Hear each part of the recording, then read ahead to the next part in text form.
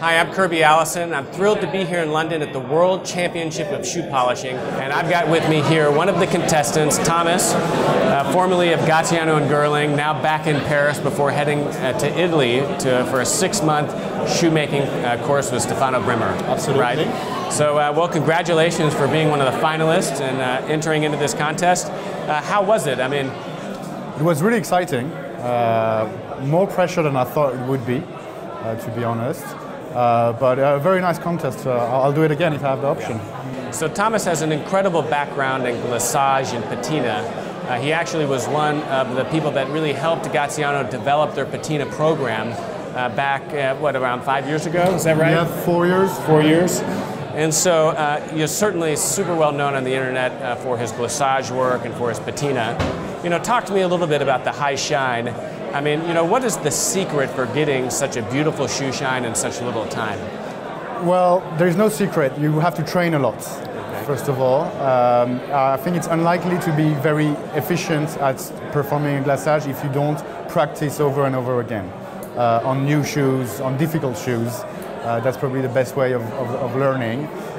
Then along the way, you will catch some tricks that make your job easier, such as playing with the temperature, for instance, to make the wax melt, go in the skin pores. You have other tricks. Some people put shoes in the fridge, for instance.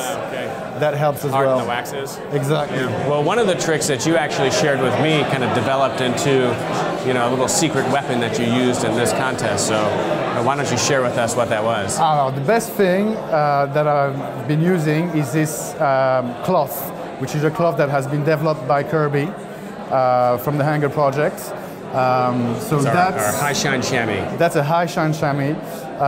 It's made out of shirt cotton cloth, and it gives a really, really, really good finish touch on a glissage. Yeah. Well, I can't take too much credit because it was actually your idea.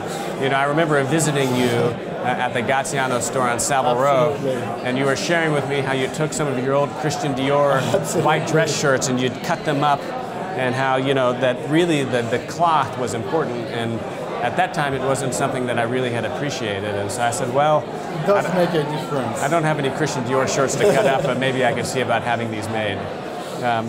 So one of the interesting things about the competition is we had, you over here, kind of representing France. Yes. We had Patina Pete, who we'll interview in a bit, who is, certainly quintessentially British. Yes. And then we had this other gentleman who was representing Japan and kind of the Japanese school. I think he was Singaporean. He was Singapore, but he trained in Japan. Yes. And so, would you say that the French have a different approach? Is there a French school towards patina and to glissage that might be different? Towards glissage, no. It's quite universal, the rules that make the glissage world.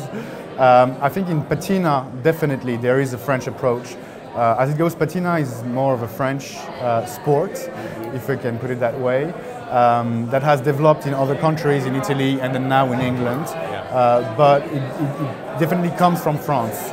So I would say that would be the continental touch in the technique. Yeah. And what about, what separates, an absolutely fantastic glissage from, just merely a mediocre one?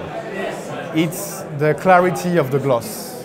So you get a very high definition on a well-done glissage that is just a bit blurry on a mediocre one. Yeah. So that's how you can tell the difference. The really haute glissage, if you will. Absolutely. So what do you think the trick is there to really develop that clarity and the depth? You need to have a proper technique to achieve a glissage, as well as the right material to work with. So for instance, the shoe polishes or the cloth that you will use will make a huge difference. If you don't have the right tools, you're not going to make it either. How important is the number of layers you use, and really fine layers versus, say like something like the mirror gloss, which is a great, kind of accelerator or shortcut? Yes. Does that affect clarity, or again, does it all go back to this general kind of technique of just doing it properly? Well, it does affect clarity, but if you're not very good at it, you're not going to make it.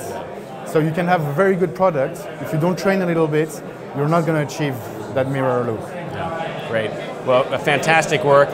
This is your shoe right here, one of the finalists, and you know, it was absolutely fantastic seeing you do your work. So thanks for spending some time with us. It's always great to see you, Thomas. Thank you, Kirby. Yeah, cheers.